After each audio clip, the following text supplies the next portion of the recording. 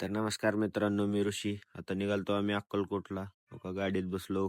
Okay मध्ये निघालो आम्ही अक्कलकोटला. ओके कसं दिसतोय मी सांगा बरं.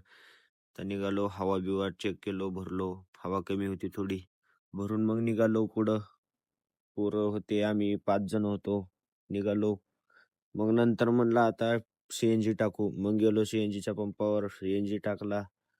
मग पुन्हा नंतर अजून निघालो. मग गेलो इथं लांब जाण्याला, तिथं महाराजांचा मूर्ती दिसली. महाराजांच्या मूर्तीच्या पाया पडून तर हो काही दोघं भांडणं करत होते. हो काही मजा घेत होतं त्याची, पुढल्या ड्रायव्हरची आमच्या.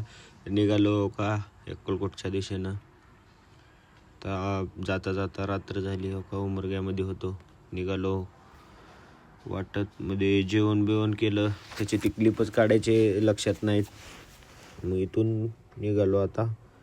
मग रात्री बघा हो का अक्कलकोटला मध्ये आलो तर मंदिर बंद होतं. हो का मर्याई देवीच्या पाया पडलो. मंदिर बंद होतं, सकाळी उघडणार होतं. तर मग सकाळपर्यंत वाट बघून निघालो आम्ही. आता आंघोळ करायची होती आम्हाला. आंघोळ बिंघोळ केलो.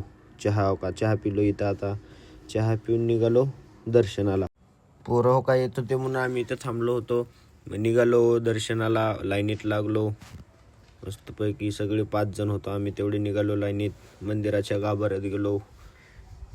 मग काय गर्दी तर खूप होती. मग आम्ही 2 जण आम्ही सोबत आलो. ते 3 जण कुठे गेले काय माहीत, कळालंच नाही. पुन्हा मग बाहेर गेल्यावर त्यांना भेटलो. मस्तपैकी दर्शन केलो. नंबर 1 वाटलं.